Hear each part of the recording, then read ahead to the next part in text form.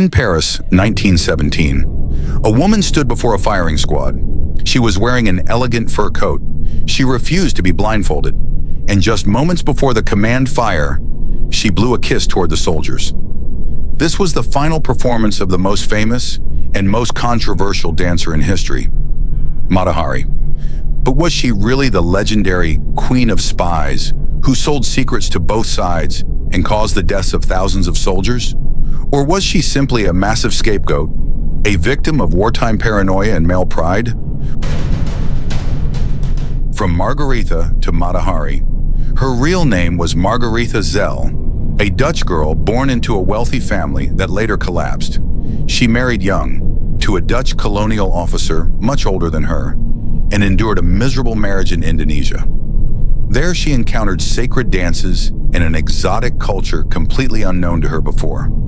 After a humiliating divorce and a return to Europe with no money, she reinvented herself. She became Mata Hari, a name meaning Eye of the Dawn in Malay. She claimed to be a Hindu temple princess, a sacred dancer. Paris, 1905. Imagine a packed theater.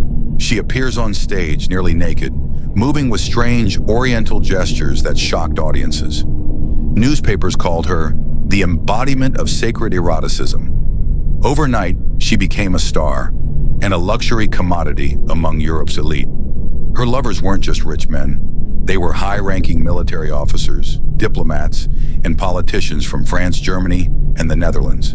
In luxury hotel rooms, secrets were whispered beside silk pillows.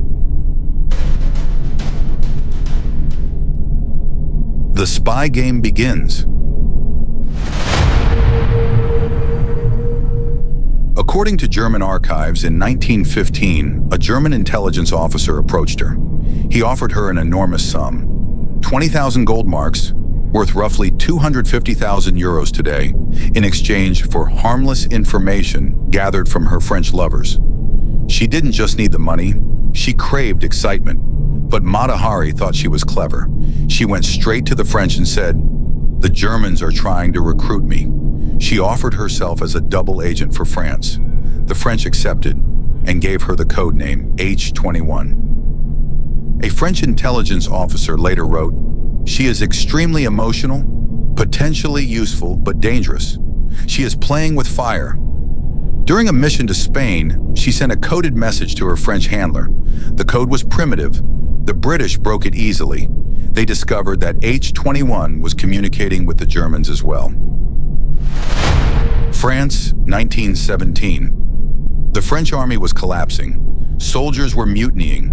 Morale was at rock bottom. The public demanded blood. And who better to blame than a foreign woman? A provocative dancer? A lover of generals? She was arrested in a luxury hotel. The trial. The trial was secret. The evidence, extremely weak.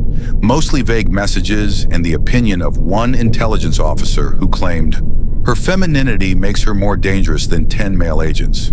The press portrayed her as a pagan priestess and a traitor. When the judge asked her, "Are you a spy?" she replied, "Yes, but not in the way you imagine. I spied for love, for life, and for my neutral Dutch homeland." Another judge asked, "And where is your homeland?" She answered, "My bed."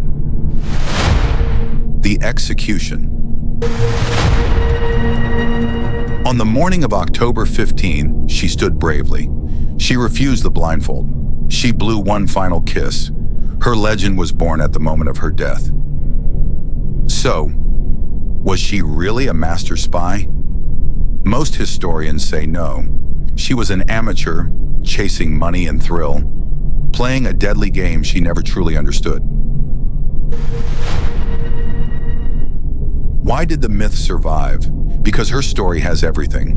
A poor woman who built wealth with her body, seduction, betrayal, war, a tragic execution.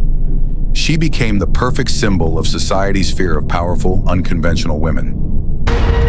The most shocking truth. In 2017, France officially declassified her files.